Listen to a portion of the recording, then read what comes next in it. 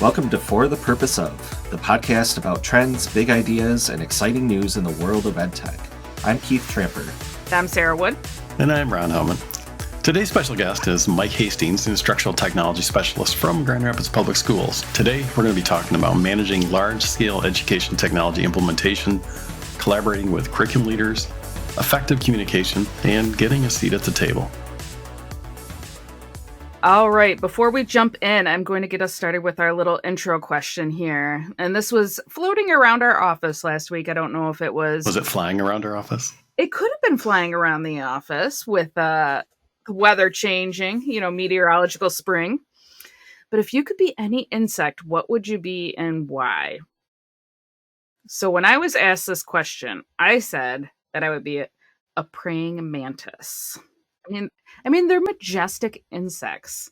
They snap heads off people. They do snap heads off, but I think my second one would be a walking stick.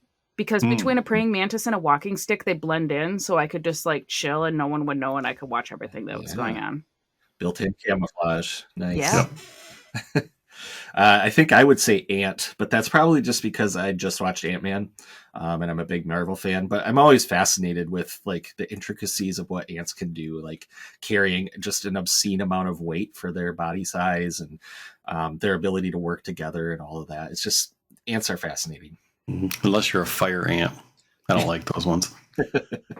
So mine is a carpenter bee, and I have grown to appreciate the one or two carpenter bees I have at my house because I just like the way they work. They seem to work really hard all day long, protecting their little space.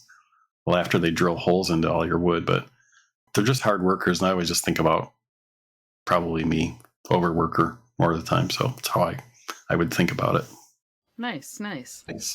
I wonder if those insects we named play well with each other. Carpenter bees do not.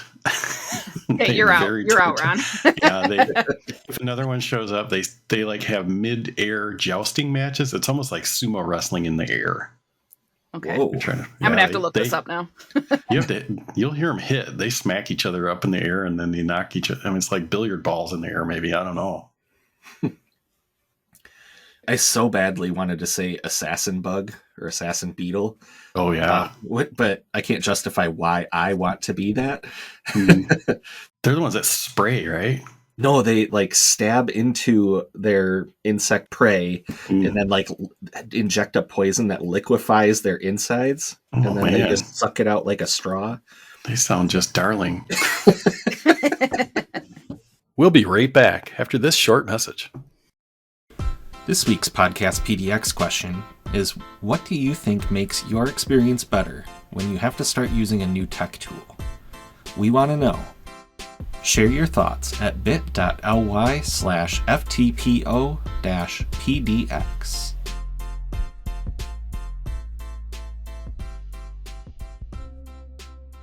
All right, we're going to get to our guest interview portion of the podcast. Today, we have with us Mike Hastings, the Instructional Technology Specialist, one of them from Grand Rapids Public Schools. So, Mike, I wonder if you can introduce yourself, give us a little bit of your background, as we call it, your education origin story, and what you do and why you do it. Oh, wow. The podcast isn't long enough. But yeah, I can get started. Thanks for having me on, first of all. Mike Hastings, Grand Rapids Public Schools. I've been in the role of Instructional Technology Specialist for just under 3 years now. Had the joy of starting in this position when there was no one else in the role before us in the fall of 2019. And I'll just do the dramatic pause there because you all know what that means. We were quickly thrown into the fire in 2020. So I taught in the classroom for 8 years prior to that as a middle school science teacher, and then have the unique experience of being someone who spent 13 years in the private sector prior to coming into education. Education is a second career for me, and I think that is something that really provides me still with a unique lens compared to people that are in similar roles as myself, compared to other teachers in the district and around the state. Having spent that time in the private sector, I actually worked in staffing and human resources and temporary work, and ran branches for temporary employment companies. And so I looked at a lot of resumes. I talked to a lot of companies about what they needed from their employees and what type of skills they needed. So that provided me with an interesting lens coming into the world of education. just thinking about GRPS, do you know about how many employees and students you guys have? It has fluctuated like everybody since the pandemic, but we're right around 14,000 students. We're looking at about 1,700 academic employees in buildings with teaching staff and parapros, and then countless other employees with facilities, kitchen staff, folks at central office and whatnot. I want to say, I always keep hearing folks say that we're one of the largest employers in Kent County.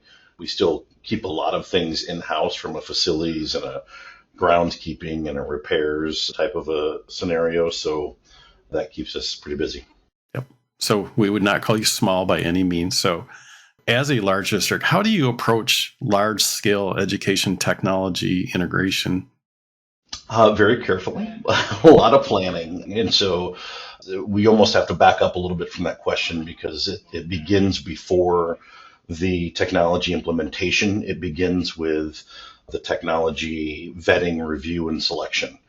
And, one of my current professors in some graduate work that I'm involved in doesn't like the term buy-in, likes the term engagement instead. And so it really starts with involving the voice of all the stakeholders in your organization and making the initial selection of whatever it is you're doing, whether it's an LMS, whether it's a new, tier 2 or tier 3 intervention tool, whether it's a, new student devices, whatever the case may be. Your implementation becomes way, way smoother right from the get-go if you can show a very intentional process of involving the voice of all of your stakeholders, parents, students, teachers, administrative staff, anyone that's going to be touching the content. So it really starts in the beginning. Yeah, when you think about that coordination, you're right. Front loading all this stuff is always the best way to do that, is to make sure that you're not catching people off guard, especially you. Now, with that said, we launched a LMS in the middle of a pandemic without telling anybody. So, sometimes you have to do things backward in the world of education for sure.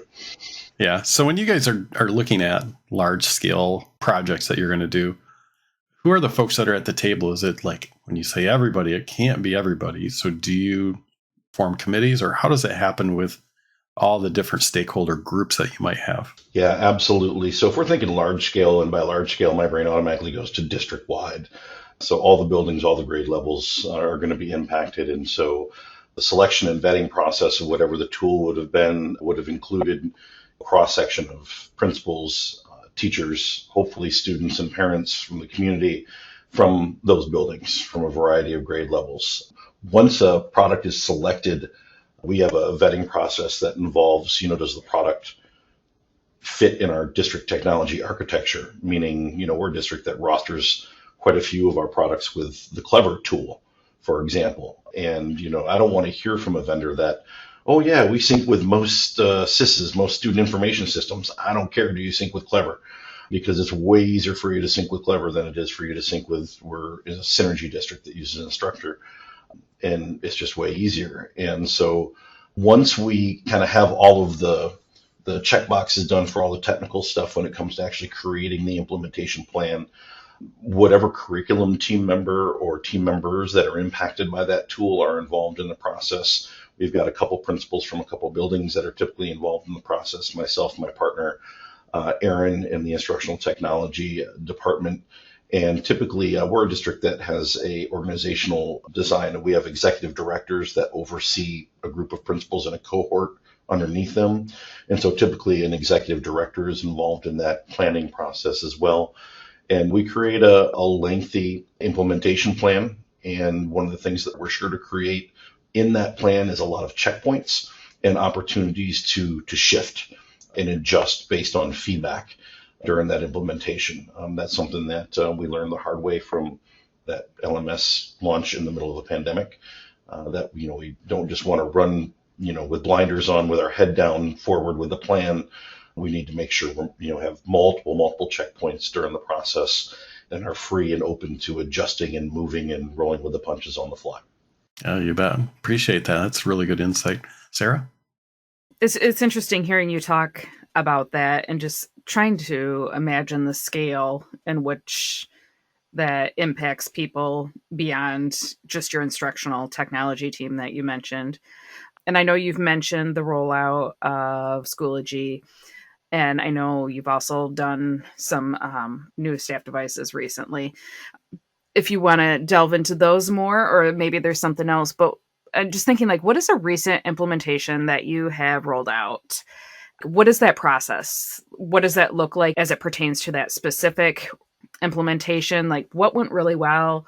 What would you do differently? Because every time we roll out something, it doesn't matter how long we've been in education, we learn something from every single process, let's be honest.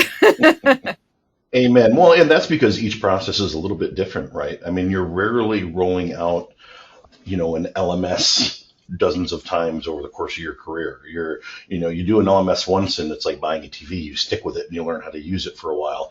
You're not doing an LMS every other year. And so everything you roll out is a little bit different. Staff devices are different than student devices and so on and so forth. So let's use that Schoology rollout as an example. So full disclosure, we piloted with 5 buildings Schoology as an LMS right through the pandemic. And that pilot informed us and gave us enough data and information, we thought, that it was going to make sense for us to roll Schoology out as our secondary learning management system for the district as a whole in the fall of 2020.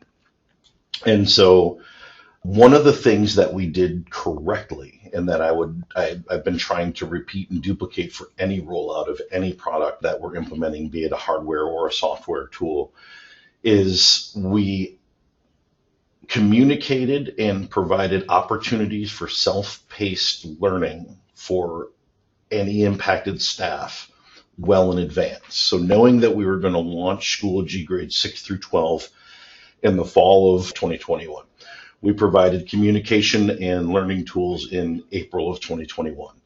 Put out self-paced learning modules on the product. We communicated to our stakeholders. We provided dates and said, hey, listen, here's what's going to happen. It's happening in the fall. You have between now and then to take advantage of all of these different professional learning opportunities that we've set up that are very multimodal. We've got self-paced that you can take right inside of Schoology. We've got 3-hour boot camp sessions that are live with us here in a standard professional learning type of a format. We've got some virtual check-ins that you can do. We provide a lot of different options and a lot of different touch points to catch teachers where they were at from a technology standpoint and a learning management standpoint, and gave them several months of heads up in advance. And so they knew that fall school year 2021, 6-12, you were using Schoology. Google Classroom was going to be a memory, and so start thinking now and handle it at your pace. Now, with that said, I felt that went great, but we're all people, and we know that we work with people, and people do strange things, and there were still some people who didn't engage until the very end. And, of course, then it was an emergency and, oh my goodness, this is terrible and things like that. So you have to be prepared for those, that population of your staff and stakeholders as well. And just have the opportunities available, have the tools to point them to, via help articles. We did a lot of the first few weeks of the school year. Actually starting August 1st, because our administration staff is technically back in buildings the 1st of August. Starting August 1st, we had multiple it's a 1-hour Schoology Q&A session. We're going to be in a Zoom call and we'll be live, and there's no content planned. And if you need support, if you're running into something that's making you go nuts, hop on the call and we'll answer it. And that'll probably benefit someone else who is on the call. I love that. I feel like you cannot, when doing those big implementations, downplay the role that communication plays in any of that, because just when you think you're over communicating, you're probably at like a good level of communication because you get so immersed in that yourself. Well, absolutely. And, there's a benefit to, I talk to people a lot about, I keep my teacher hat very nearby, and I do not forget what it was like, with my time in the classroom. And we've all been through it as educators with districts that, is the next big thing. And, change sometimes from the teacher standpoint feels like it's for the sake of change. It's one more thing. And then all those types of feelings that you get as an educator in the classroom. So we, my partner and I kept that mentality and that experience close to us as we were planning this and really trying to over communicate and overshare and over provide opportunities, because we didn't want anyone to feel like they were unsupported or it was just an arbitrary decision that was made or PD was inadequate and we expected them just to learn it on the fly from the frying pan into the fire type of a thing. So that was very valuable for us as well. Yeah. And in addition to communication as being like a non-negotiable part of a implementation plan, as far as like professional development goes, like what would you say is another non-negotiable that you include in every professional learning or implementation rollout that you provide? Multiple entry points for impacted staff when it comes to professional learning.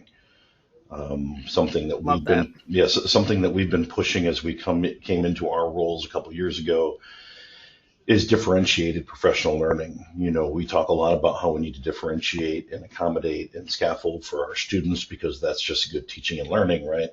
It is no different for our staff. We've got staff here in 2023 who are at all points of the scale in terms of comfort level, ability with technology, growth mindset, adaptability. We teach it and we talk about it in our classrooms, but we've got staff who are all over the board with the ability and the true approach to their craft with a growth mindset. And so in order to provide needed support to all of those people across that whole spectrum, really considering, multimodal approaches, self-paced, in-person. Some of my tenured, just rock star, awesome, high school teachers that have been with the district for 25 years, they're only comfortable in the what I would call old school sit and get PD sessions, because that's what they know and love. That's what their education careers consisted of, and so we provide those. And then there's others who are perfectly fine with something built in a Thinkific or for Schoology, we actually utilize Schoology to build training courses in. So our staff would go in and be a student in Schoology to learn Schoology. That worked pretty well. And so they could self-pace in there. Those question and answer sessions that I indicated. We've implemented a concept here in GRPS called a boot camp, because some people just want to come and get all the information and get it hammered into their brain for 3 hours and be done. And so we do 3-hour boot camps for a variety of products. And then we'll do Schoology 101 sessions, Schoology 102 sessions, Schoology 103 sessions, so they can spread it out.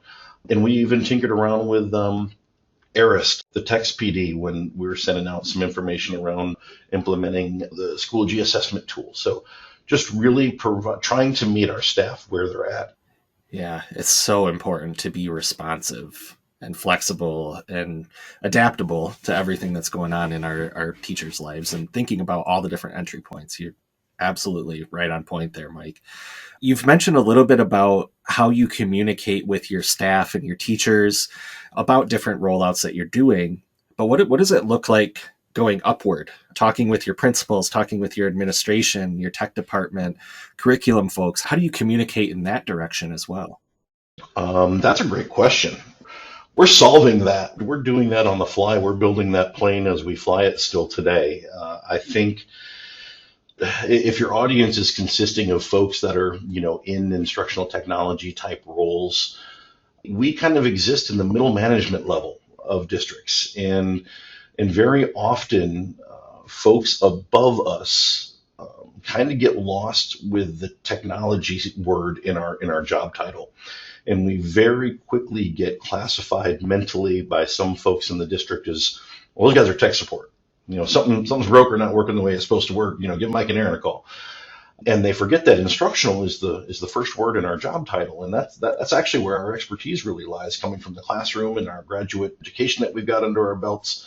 And certainly we know enough about technology to be dangerous, don't get me wrong.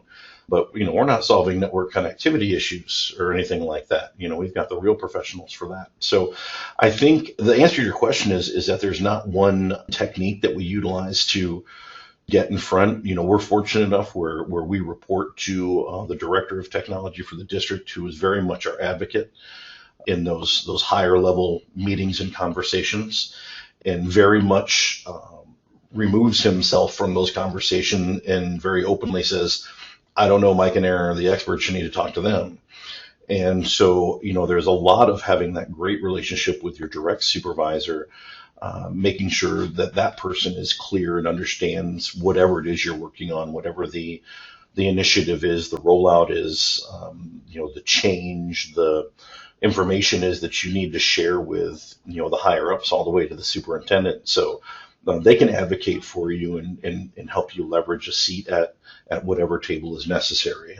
Here at GRPS, I'm keenly aware that there's a little more bureaucracy than maybe some smaller districts, and the line may not be as straight to the superintendent or the cabinet level meetings for us as it might be for a smaller district with way fewer schools. But I think the concept is the same, of just is making sure that you have an advocate in your department that has a regular seat at those tables, that can promote your ideas and your thinking and open that door for you. Yeah. It sounds like you have a great director. We do. We've been fortunate. Well, good.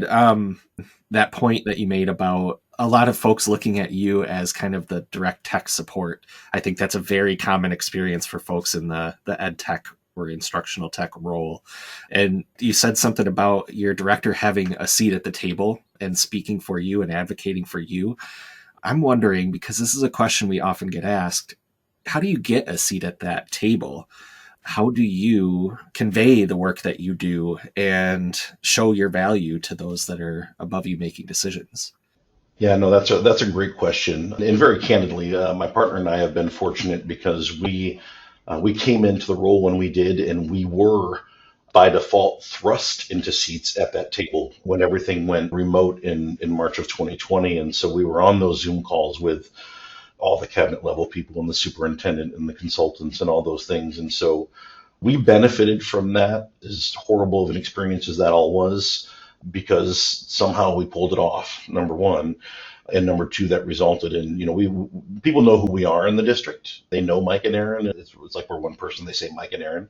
And so we have that benefit behind us. And so when our director says something in a cabinet level meeting that we wouldn't normally be invited to and says Mike and Aaron are thinking, then most people in those seats know, okay, Mike and Aaron aren't just some yahoos in the department. So we have that going for us. But the other thing that we've been very intentional about as we've exited the pandemic, we're trying to forward think into what technology is going to look like in the education world, is we approach everything with, if we have an idea or brainstorm, we want to implement something new, we need to make a change, we need to communicate something, is we start with the why. Why is this important? Why does it matter? What is the problem that it's addressing? And the reality is a lot of folks in those higher up executive director, cabinet level decision-making seats are very much problem solvers. Unfortunately, they have so many fires to put out, they don't often have the time to be forward thinking. And so when we come to them and say, hey, we want to spend this much money on this tool, that's going to be our new request tool for new technology to be used in the district, and it's going to allow us to track it and track our contracts and keep a better eye on our return on investment, on the money we're spending on all these third-party technological tools. We start off with, do you know what technology is being used in the buildings in your cohort? What tools are they using? And they go, no. Do you think you should? This is our answer to that, right? We highlight where it's painful for them first, and then show them that, this is what we've been working on, and here's the solution that we've identified that we think might help that problem. Okay, thanks a lot, Mike, for all of that information. Is there anything that we didn't ask you that you wanted to talk about? I think something that we touched on briefly that is important to touch on, and I can't say that there's an answer or anything, but just share that I've had a similar experience, and hopefully it resonates with someone else who's listening, is that every implementation is different. We talked, for 20 minutes or 30 minutes today about all of these techniques that we use to do our rollout of Schoology, but if you purchase a subscription to Newsella, or you buy new Chromebooks and you get them out to your staff, it's different because the impact is different and the use is different, the use case is different. And so, I think it's important not to get stuck in this is how we do implementations type of mentality, to know what has worked for you in the past and certainly borrow from those things. And understanding that we're walking a fine line between reinventing the wheel every time you do an implementation, but also realizing that every implementation is going to be unique in its own right. And you can certainly use things that have worked for you in the past, but you've got to be willing to be flexible and adjust and change and learn from what didn't go good in a previous implementation and not just get stuck in a rut with what you do every single time. Yeah, absolutely. So, well, we really appreciate you being on our podcast. If people want to learn more about you and what you do, where are some places they might do that? That is a great question. LinkedIn is where you can find me. I'm at Mike Hastings on LinkedIn, and people may collectively gasp, but I otherwise shun all other social media. I don't have my own website. We've got a district-facing website for our instructional technology group here, but nothing public-facing. So if you want to connect with me, you can find me on LinkedIn, and I'll be happy to have a conversation and go from there. All right. Thank you so much. And that's it for this episode of For the Purpose Of. Thanks for tuning in. A special thanks to Mike Hastings for joining us and sharing your perspectives and ideas around EdTech. And a special shout out to our For the Purpose Of podcast PDX community. You can learn more at bit.ly/FTPO-PDX. And we want to hear from you what insect you would be if you could choose to be an insect. We always welcome your feedback. Email us at edtech@kenisd.org. And you can also find all things EdTech at bit.ly/IamEdTech. If you like For the Purpose Of, we'd love for you to share it with a friend. And we will catch you next time on For the Purpose Of. This podcast is a service of Kent ISD. It's produced by Ron Houtman, Sarah Wood, and Keith Tramper. Our theme music is Neon Nights by Scott Holmes Music, and our ad music is Be on a Beat by Blue Dot Session.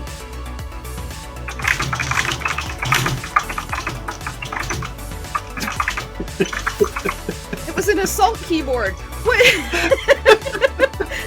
That was some aggressive typing. Wow. Mine? Yeah.